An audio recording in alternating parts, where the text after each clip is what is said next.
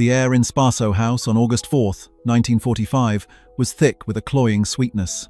For the men of the NKVD's Counterintelligence Directorate, it was the smell of calculated diplomacy, a mix of American cigarette smoke, perfume, and the faint dusty scent of old wood and wealth. They stood in the shadows of the grand ballroom, their dark suits a stark contrast to the gilded opulence of the American ambassador's residence in Moscow. Their eyes, trained to see deceit in a handshake and conspiracy in a smile, missed nothing. They watched as Ambassador Averell Harriman, a man who radiated the easy confidence of inherited power, accepted a gift. The gift was presented by a delegation of uniformed children from the young pioneers of the Soviet Union, their faces scrubbed and earnest. It was a gesture of friendship, they were told, to commemorate the wartime alliance between the two nascent superpowers. The object itself was magnificent, a hand-carved wooden replica of the Great Seal of the United States. Nearly 2 feet across, crafted from exotic woods, polished to a deep, reverential sheen. The eagle, with its olive branch and arrows, was rendered in exquisite detail. A senior officer, a man who had spent 2 decades hunting ghosts and spies in the labyrinthine corridors of Soviet power, felt a familiar, cold certainty settle in his gut. It was a Trojan horse. It was, to his professional mind, almost laughably obvious. A hollowed-out piece of wood, presented by the state, to be hung in the personal study of the most powerful American in the USSR? It was an amateurish, almost insulting gambit. His mind was already cataloguing the possibilities. A crude microphone connected to a wire running through the wall, a battery-powered transmitter with a limited lifespan, perhaps even a simple acoustic channel, a cleverly designed resonance tube to funnel conversations to a listening post in the room above. Ambassador Harriman, unaware or perhaps simply unconcerned, was charmed. He promised to hang it in a place of honor in his study, a room where the most sensitive matters of statecraft were discussed. The NKVD officer allowed himself a thin, internal smile. The Americans, for all their industrial might, could be so wonderfully naive. They trusted in goodwill. The Soviets trusted in physics. That night, after the diplomats had retired and the lights of Spaso House were low, the officer and his team of specialists arrived. They were the best in the Soviet Union, men who could dismantle a Swiss watch in the dark and find a hidden wire in a ton of concrete. They brought with them the pinnacle of 1940s counter-surveillance technology, bulky radio frequency detectors, magnetic anomaly sensors, and even a primitive, experimental X-ray machine that had to be wheeled in on a heavy cart. They worked with quiet, methodical precision. The Great Seal was carefully taken down from the wall. The officer ran his fingers over the smooth, polished surface, feeling for seams, for the telltale imperfection of a hidden panel. There were none. The craftsmanship was flawless. The seal was a single, solid piece of art. His team began the sweep. They scanned it for any radio emissions. The needles on their dials remained stubbornly, unnervingly still. They searched for the magnetic signature of a coil, a transformer, or the metal casing of a battery. Nothing. They bathed it in X-rays. The ghostly black and white images revealing nothing but the dense, uniform grain of the wood. There were no hollow cavities, no batteries, no wires, no tubes, no microphone. There was nothing. The officer stared at the benign image on the X-ray plate, a profound sense of unease creeping over him. His entire professional experience, his understanding of the very laws of electronics and spycraft, told him this was impossible. A listening device needed power. It needed components. It needed to be something. This beautiful wooden eagle was just that, wood. After hours of exhaustive, meticulous searching, they came to a stunning conclusion. The gift was genuine. The children were innocent. The Americans had simply accepted a beautiful piece of craftsmanship. The officer, a man whose paranoia was his greatest professional asset, felt a flicker of something he hadn't experienced in years: professional embarrassment. He had been wrong. He signed the report himself. The Great Seal was clean. And so, the Americans hung it back on the wall in the ambassador's study, right above his desk. This single, baffling event was not an isolated incident. It was the quiet, unassuming prelude to a technological and psychological shock that would ripple through the highest echelons of Soviet intelligence for years to come. To understand the story of how this simple wooden carving became one of the most audacious and successful espionage operations of the Cold War, and to explore the technologies that defined this clandestine conflict, make sure you subscribe to Cold War Impact. To grasp the depth of the KGB's eventual shock, one must first step inside their world in the aftermath of the Second World War. The Soviet intelligence apparatus, forged in the fires of revolution and paranoia under Stalin, was arguably the most formidable in the world in terms of human intelligence. They were masters of the game. Their agents were embedded in the highest levels of Western governments, including the Manhattan Project itself. Their worldview was shaped by this success. They saw the world as a game of human weakness, of ideology, of betrayal and loyalty. Technology was a tool, but it was a secondary one, and their understanding of that tool was grounded, practical, and, as it would turn out, dangerously limited. For the NKVD, and later the KGB, electronic surveillance, or technical operations as they called it, was a brute force affair. A bug was a physical object with predictable characteristics. It consisted of a microphone to capture the sound, an amplifier, usually involving delicate and power-hungry vacuum tubes, a power source, a bulky, short-lived battery, or a risky connection to the building's mains power, and a transmitter. These devices were constrained by the laws of 1940s electronics. They generated heat. They consumed energy. They emitted a constant, detectable radio frequency. Finding them was a matter of meticulous, physical searching and careful scanning of the radio spectrum. Soviet counterintelligence agents were experts at this. They would tear embassy walls apart, X-ray furniture, and crawl through ventilation shafts, hunting for the telltale signs of this technology.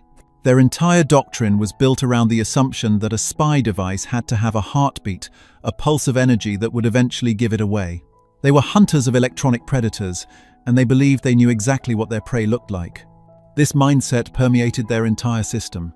Their own surveillance technology followed the same principles. It was often clever and effective, but it was fundamentally conventional.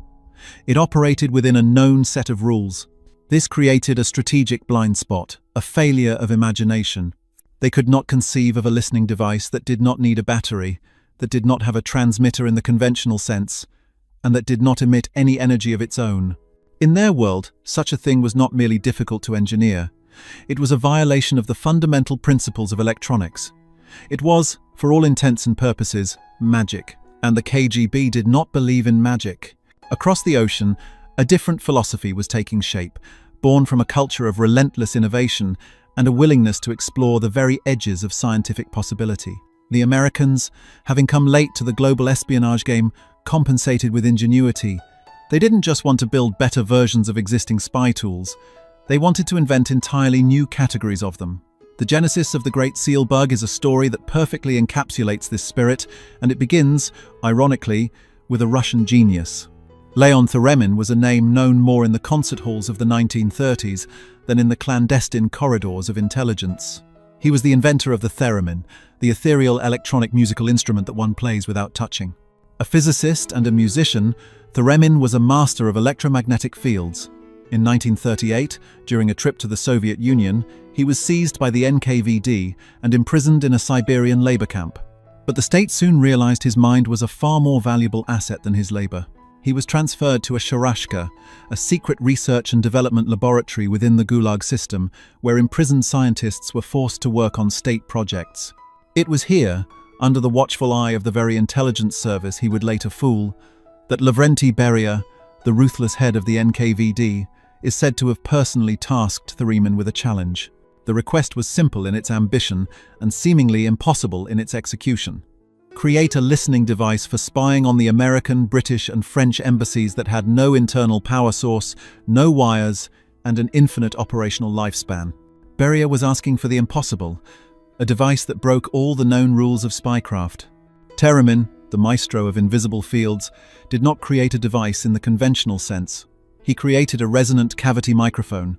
The concept was breathtaking in its elegance and simplicity. The device, which the Americans would later nickname the Thing, consisted of a tiny, metallic chamber, a cavity with one wall made of a thin, flexible diaphragm. This diaphragm was connected to a small antenna.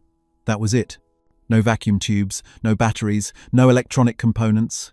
It was a passive object, inert and lifeless. It did nothing on its own. It was, by the KGB's definition, not a bug. It was just a piece of metal. Its genius lay in how it interacted with the outside world. The device would only awaken when bathed in a specific radio frequency from an external source, a powerful transmitter that could be located in a surveillance van or a nearby building. When this radio wave hit the device, the resonant cavity would vibrate, energized by the incoming signal. The tiny diaphragm, acting as a microphone, would vibrate in response to sound waves in the room, the spoken words of the ambassador. These minute vibrations would alter the way the antenna reflected the incoming radio signal. The listening post would then simply detect these tiny modulations in the reflected signal and translate them back into sound. It was an entirely new philosophy of surveillance. The bug wasn't a transmitter, it was a passive reflector. It didn't shout, it whispered back, and only when it was spoken to. When the American surveillance team turned off their radio beam, the bug would become completely dormant, a silent, undetectable piece of metal hidden inside a block of wood, waiting patiently for its next wake-up call. This was the revolutionary idea, the American approach. It wasn't about building a better, smaller battery. It was about eliminating the battery entirely. It was a conceptual leap that the dogmatic, practical minds of the NKVD were utterly unprepared to even comprehend. And it was this leap that allowed it to be hidden in the most audacious place imaginable, in plain sight. For 7 years, the Great Seal hung on the wall of the ambassador's study, a silent, stoic witness to history. It became part of the room's very fabric, as unremarkable as the heavy damask curtains or the worn leather of the Chesterfield sofa. It watched as Averell Harriman briefed Washington on Stalin's hardening stance in the immediate aftermath of the war. It listened as his successor, General Walter Bedell Smith, formulated strategies during the tense days of the Berlin blockade. It absorbed the hushed, urgent discussions about the formation of NATO, the fall of China to the communists, and the outbreak of war on the Korean peninsula. Every top-secret cable, every policy debate, every candid assessment of Soviet leadership, all unfolded beneath the gaze of its unblinking wooden eye. For the men in the grey buildings surrounding Dzerzhinsky Square, this period was one of intense, frustrating blindness. They knew, with absolute certainty, that the Americans were plotting. They saw the grand strategic moves on the world stage, but they were desperate for the nuances, the internal disagreements, the moments of doubt that would give them an edge. Their vast network of human agents provided fragments, pieces of a grand puzzle, but the ambassador's study was the one room where all those pieces came together. It was the heart of American strategy in their capital, and it was a black box. Their counterintelligence teams continued their work with disciplined regularity. Every few months, under the guise of maintenance or in response to some phantom threat, they would request access to sweep the embassy. The Americans, confident in their own security, would allow it. The Soviet technicians would arrive with their familiar, heavy equipment. They would methodically scan the study, their radio detectors sweeping the spectrum for the telltale emissions of a clandestine transmitter. They would use their magnetic anomaly detectors to hunt for the signature of a power source or a transformer. They would find nothing. Every sweep that came up clean was a reinforcement of their doctrine. It was proof that their methods were sound, that their understanding of the technology was complete. The room was secure, not because the Americans were good at finding bugs, but because the Soviets were certain that if a bug were there, their equipment would sing. This unwavering confidence in their own methods was the bedrock of their reality. And for 7 years, that reality held firm. The Great Seal, the one object they themselves had cleared with absolute certainty, looked on in silence. The collision with reality did not come from a KGB team tearing apart a wall. It came, as is so often the case in the history of discovery, by accident, through a faint anomaly noticed by an outsider. The year was 1951. In a quiet listening post far from the political intrigue of Moscow, a British radio operator was conducting a routine scan of the airwaves. His job was likely mundane, charting atmospheric interference or monitoring known broadcast frequencies. But on this particular day, he stumbled upon something that made no sense. He detected a clear audio signal carrying a conversation in American accented English. This itself was not unusual. Diplomatic and military signals crisscrossed the ether constantly. But this signal had bizarre properties. It was riding on an unmodulated carrier wave, a pure, clean radio signal with no information on it.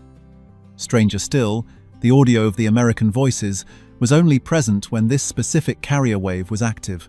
When the carrier wave stopped, the voices vanished. It was as if someone were using a powerful searchlight to illuminate a ghost. The operator, trained to recognize patterns, understood he was looking at something fundamentally new. This wasn't a broadcast. A broadcast sends its own signal from its own power source. This was something else entirely. This was a reflection. The audio was somehow being imprinted onto the carrier wave from a distance, like an echo off a canyon wall that had somehow learned to speak. The British, realizing the profound intelligence implications, quietly informed their American allies. The initial reaction in Washington was one of profound skepticism. The State Department's Security Division had an almost religious faith in their own counter-surveillance procedures. Spaso House was swept regularly. It was clean. The British report was likely a mistake, a ghost in the machine, a strange atmospheric reflection.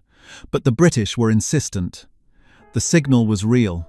Reluctantly, the State Department dispatched two of its top technical security officers, Joseph Bezgian and John W. Ford, to Moscow.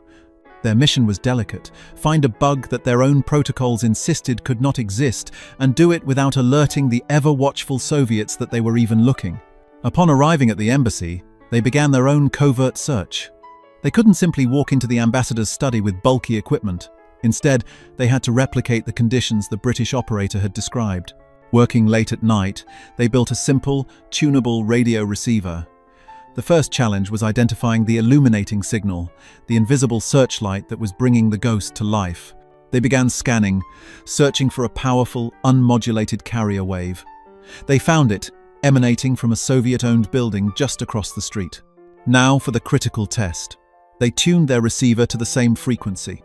At first, there was only the clean hiss of the carrier wave. They needed sound in the target room. An embassy staffer was instructed to go into Ambassador George F.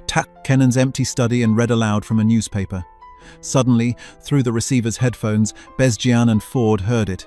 Faint, but unmistakably clear. The voice of their colleague reading from the day's news. The British were right. There was a listening device in the ambassador's study. A device that had been broadcasting their secrets for years. The hunt was on, but it was a hunt in the dark. The bug was passive. It had no power source to detect. The only way to find it was to activate it with the Soviet signal and then try to pinpoint where the modulated reflection was coming from. This was agonizingly slow and imprecise. Worse, every time they used the Soviet signal to hunt for the bug, they were potentially alerting the Soviets that they were onto them. They needed their own illuminator. Working in secret, they constructed a portable, battery-powered radio generator that could replicate the Soviet frequency. Now, they could hunt on their own terms. Armed with their signal generator and a sensitive detector, they began a painstaking, room-by-room search of Spaso House. Late one night, they entered the ambassador's study. They turned on their generator, bathing the room in an invisible field of radio energy. One officer held the detector, a small device that would beep in the presence of the modulated reflected signal. They started with the obvious places: the telephone, the lamps, the baseboards. Nothing. They moved to the heavy wooden desk. Silence. The curtains, the fireplace mantel, the bookshelves, all clean. The minutes stretched into hours. Frustration began to mount. Then, as the detector was swept across the wall where the ambassador's desk sat, it happened. A faint, almost imperceptible chirp.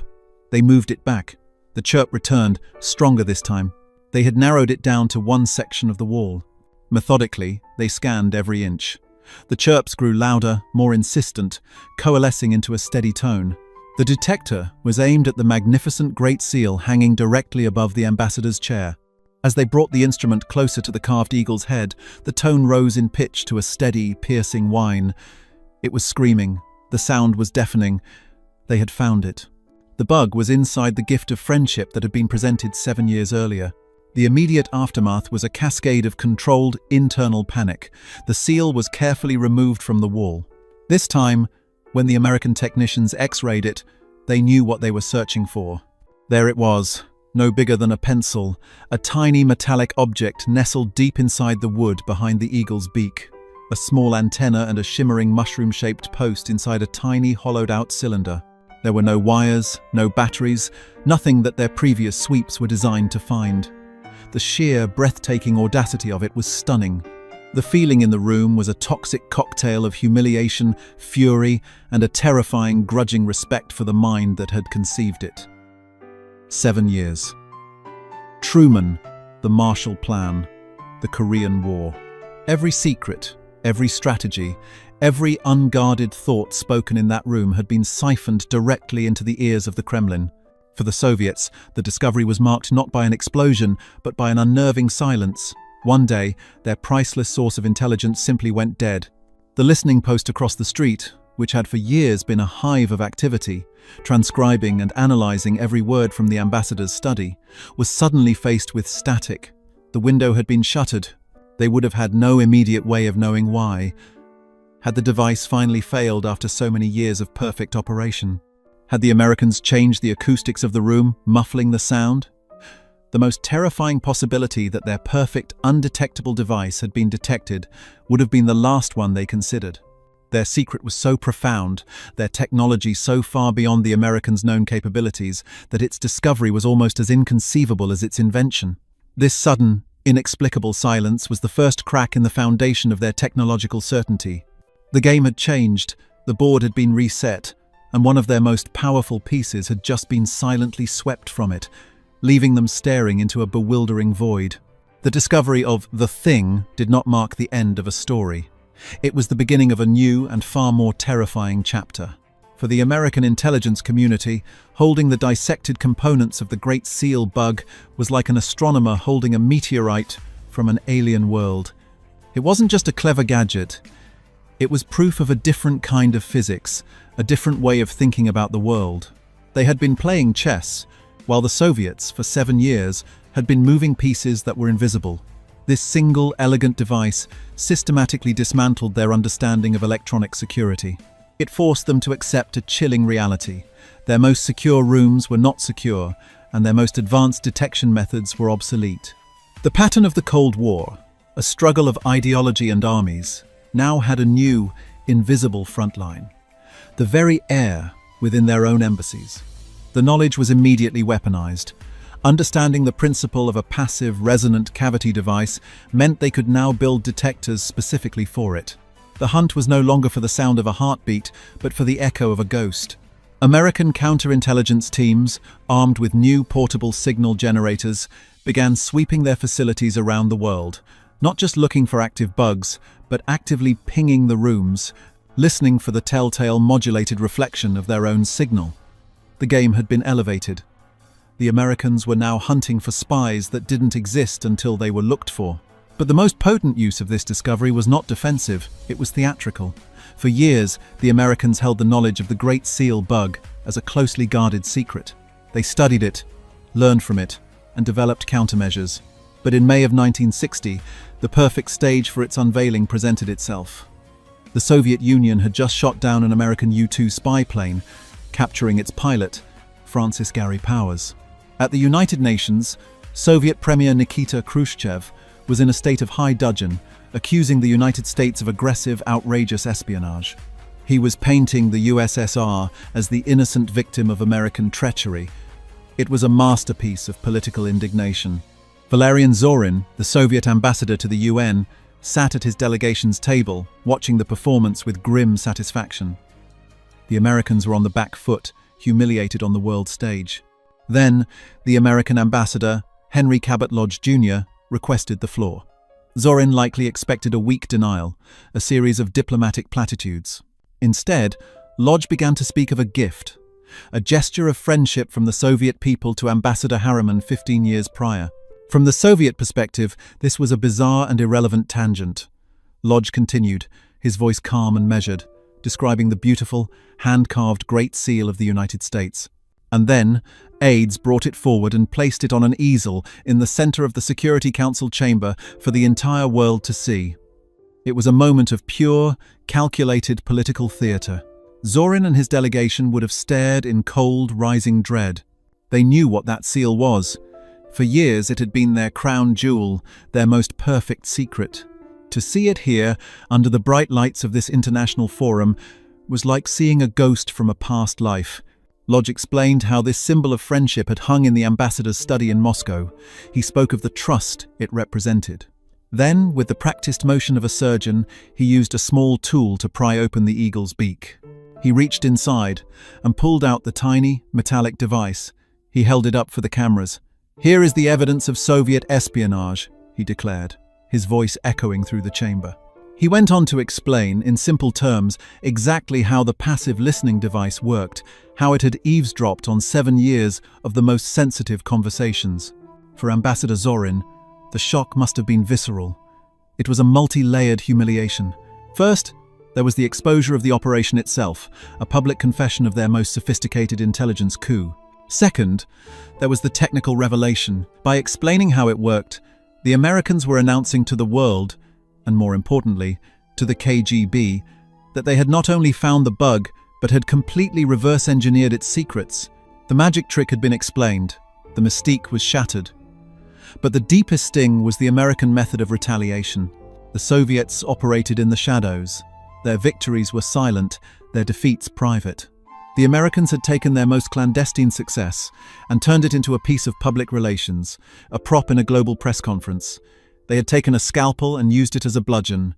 It was a profoundly American response, and to the Soviet mindset, it was infuriatingly effective. The symbol of their technological superiority had been transformed, in an instant, into a symbol of their duplicity, and ultimately, their failure. Losing their elegant device did not deter the KGB. Instead, it fueled a new, more aggressive, and far less subtle phase in the electronic war. If a single, targeted bug could be discovered, perhaps the answer was not more elegance but more power. This shift in thinking gave rise to one of the most bizarre and prolonged episodes of the Cold War, the Moscow Signal. Beginning sometime in the 1950s and continuing for decades, the Soviets aimed powerful, wide-beam microwave emitters at the 10-story American embassy building in Moscow. The entire building was bathed, day and night, in a low-level field of electromagnetic radiation. From the American perspective, the effect was insidious. The source of the signal was unknown, and its purpose was terrifyingly ambiguous. Embassy staff began to report a range of ailments, headaches, nausea, fatigue, and a general feeling of malaise. An atmosphere of thick, electronic paranoia descended. Was this an attempt to activate other, as yet undiscovered passive listening devices hidden throughout the building? Was it an effort to jam American electronic equipment? Or was it something far more sinister, a direct attack on the health of American diplomats, a form of radiological warfare? The ambiguity was the psychological weapon. The very air they breathed felt hostile. The Americans, in a desperate attempt to protect their personnel, eventually installed massive, gold-tinted screens over the embassy windows to block the radiation, turning their own diplomatic outpost into a gilded cage. This was the new pattern. A relentless, brute-force electronic siege, a constant, invisible pressure that demonstrated the Soviets' unwavering commitment to regaining the upper hand. As the War of the Walls escalated, the focus of the KGB's ingenuity shifted. They had learned a valuable lesson from the Great Seal.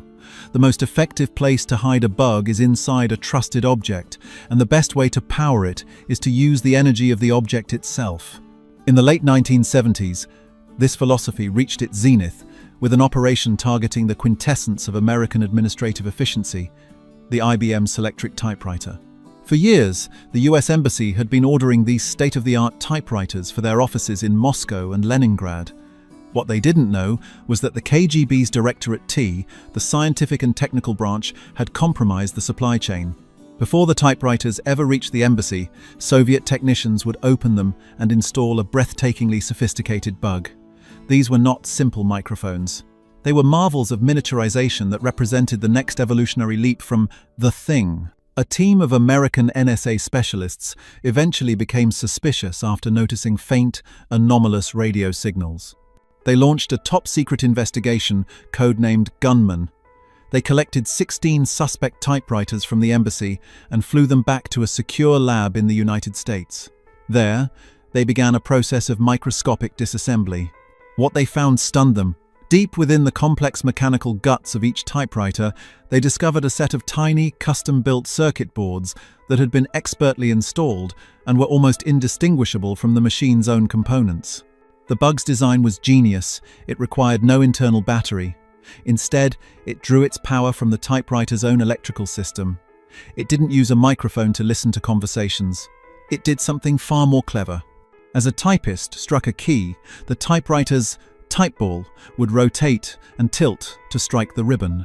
Each character had a unique combination of rotations and tilts. The KGB had installed a tiny magnetometer that could detect the minute changes in the magnetic field caused by the movement of these metal parts.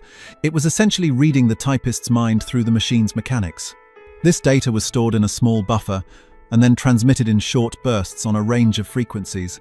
The KGB wasn't just hearing secrets anymore, they were reading them as they were being written. It was the ultimate infiltration, turning the very tools of diplomacy into conduits for espionage. The Great Seal was the first shot, a single, perfect note.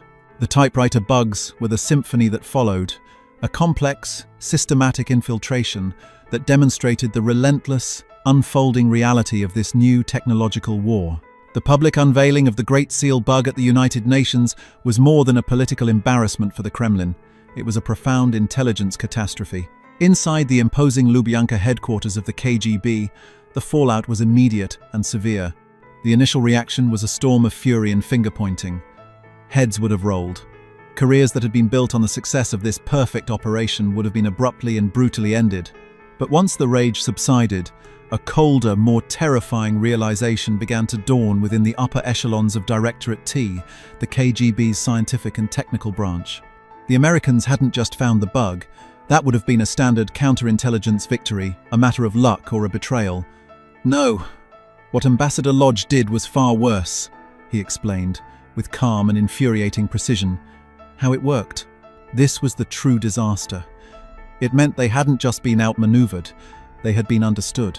Their revolutionary concept, the secret principle of passive resonant cavities that had given them an almost godlike omniscience for 7 years, was now common knowledge.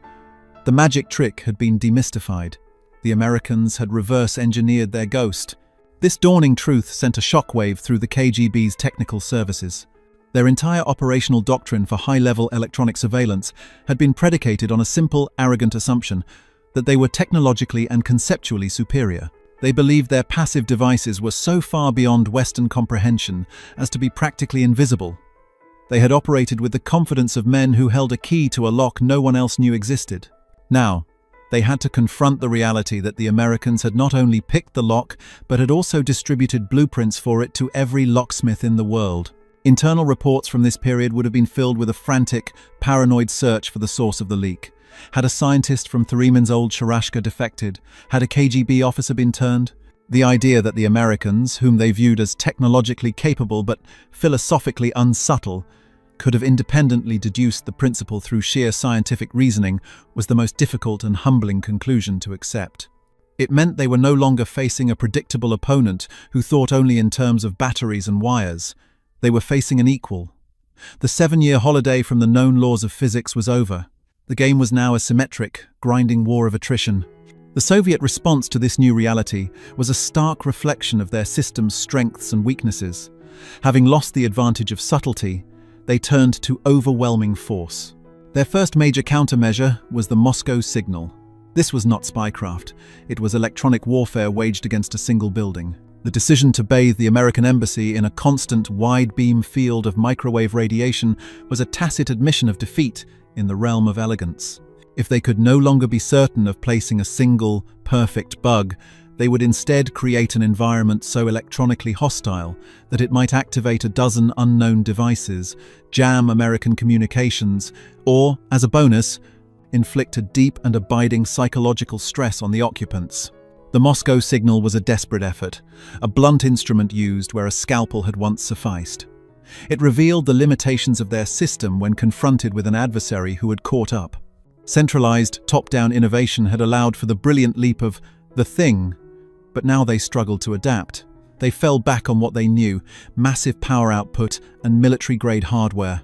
They were trying to solve a complex problem by simply turning up the volume, hoping the sheer power of the signal would compensate for their lost technological edge. For years, the Americans couldn't be certain of its purpose, and this ambiguity was its primary success. It created an atmosphere of fear and uncertainty. But as a method of gathering intelligence, it was a clumsy and indiscriminate gamble compared to the surgical precision of the Great Seal. At the same time, Directorate T did not abandon its pursuit of ingenious gadgets. Their efforts culminated in the sophisticated typewriter bugs discovered in the late 1970s. The technology was brilliant, a masterpiece of miniaturization and covert engineering.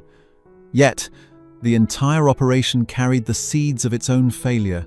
The Americans, having been burned so badly by the Great Seal, had fundamentally and permanently changed their security posture.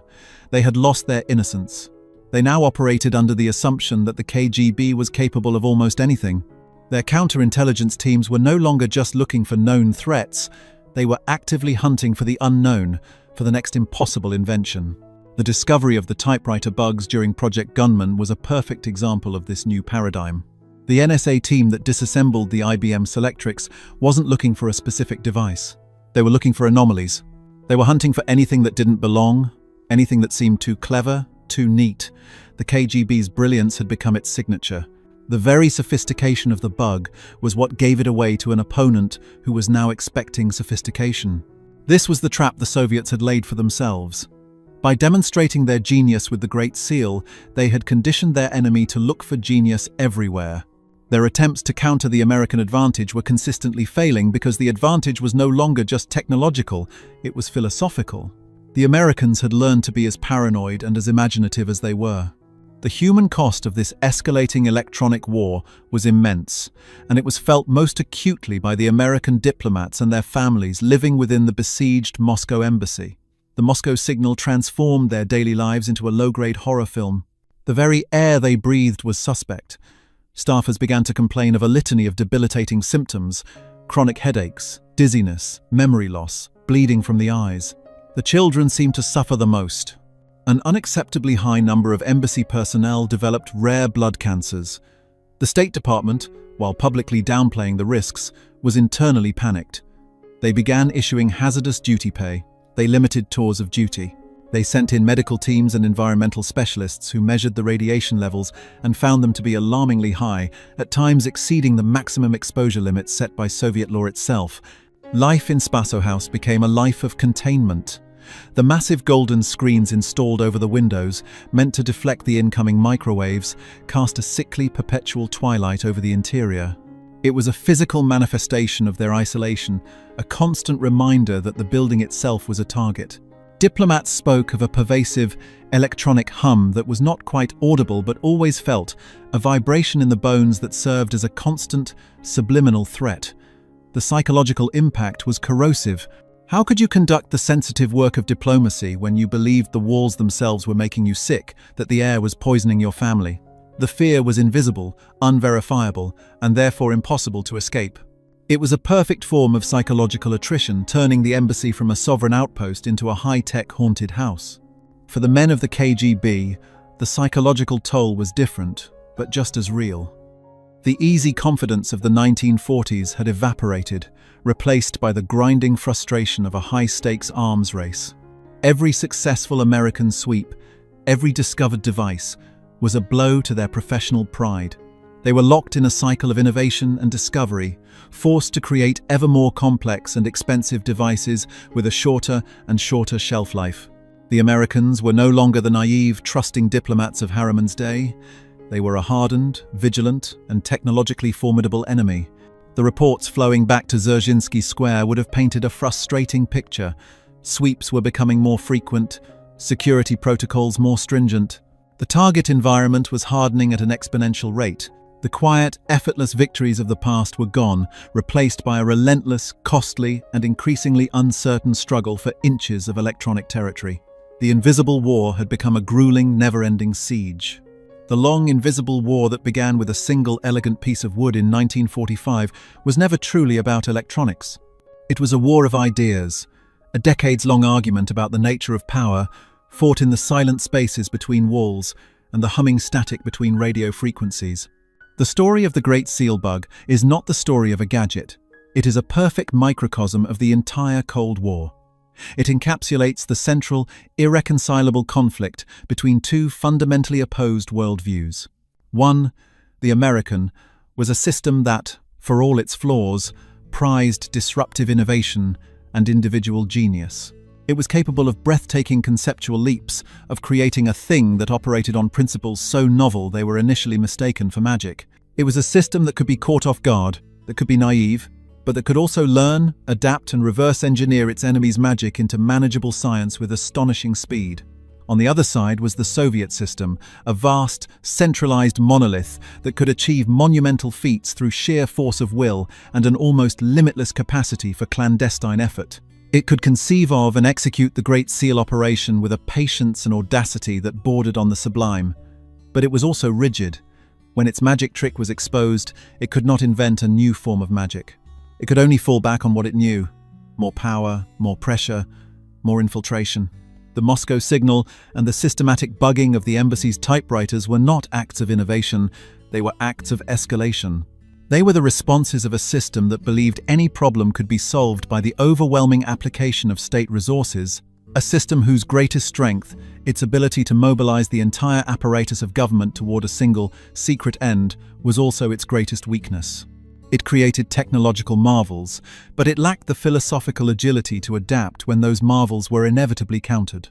This invisible war cost untold billions of dollars and rubles, consumed the careers of thousands of spies and technicians, and defined the very architecture of diplomacy for half a century, turning embassies from houses of negotiation into electronic fortresses. The climax of this long war, the final, inevitable outcome of this clash of philosophies, was not a dramatic confrontation, but a quiet, deeply absurd monument to paranoia. In the late 1970s, during a period of supposed détente, the United States and the Soviet Union agreed to build new embassies in each other's capitals. For the Americans, this was a chance to finally build a secure, modern facility in Moscow, a structure designed from the ground up to be impervious to the KGB's relentless assaults. The plans were meticulous.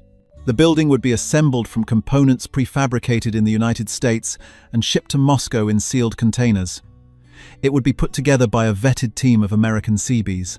It was designed to be a hermetically sealed vault of American sovereignty on Soviet soil. The KGB saw this not as a challenge, but as the ultimate opportunity. They could not bug a finished building, but they could build a bugged one from the inside out. In a stunning display of long-term planning, they leveraged their control over the project's logistics.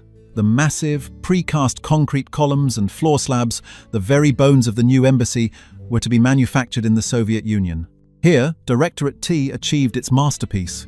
Working with a precision and scale that dwarfed all their previous efforts, they embedded a breathtakingly complex system of antennas, sensors, and resonant cavities directly into the wet concrete as it was being poured. For years, the new, unfinished embassy building stood as a symbol of progress. Then, in 1985, with the structure nearly complete, a new generation of American counterintelligence experts from the NSA began their final certification sweeps. Armed with technology far beyond the simple detectors of the 1950s tomographic scanners that could see inside concrete, advanced signal analysis software, and a deep, institutional memory of KGB tactics, they began to scan the building's skeleton. What they found was so audacious, so total, that the initial reports were met with stunned disbelief in Washington. The new embassy was not just bugged, the entire building was the bug. The concrete columns were sophisticated antennas. The steel reinforcing bars were configured to carry signals. The entire structure was a massive, passive listening device designed to pick up every conversation, every electronic emission from every room and channel it to KGB listening posts. It was Leon Theremin's original concept taken to its logical, terrifying, and utterly insane conclusion. It was the Great Seal writ large in 10,000 tons of concrete and steel. The American response was one of quiet, furious resignation. The building was a complete write-off. A $250 million investment was now nothing more than the world's most expensive and elaborate spy gadget. For over a decade, the new embassy stood empty, a ghost ship on the Moscow skyline, nicknamed the Top Hat by locals. The Soviets had achieved the most complete technical infiltration in the history of espionage. They had created the perfect listening post. And in doing so, they had ensured that there would never be anything worth listening to inside. It was a victory so total, it had become a strategic defeat. They had spent millions of rubles and years of effort to create a silent, empty monument to their own obsessive mistrust. This was the inevitable outcome, a stalemate born of technological genius and pathological paranoia. In the end, the story that began with a gift hangs in the balance between two buildings. The old Spasso house, its windows still covered by golden screens, a relic of a war fought with invisible beams of energy. And beside it, the new structure, eventually torn down and rebuilt from the ground up, a testament to the fact that some betrayals are so profound they cannot be fixed, they can only be demolished. The Great Seal, that beautiful carving of an eagle clutching an olive branch and arrows, was meant to be a symbol of peace and strength. And it was, just not in the way anyone intended.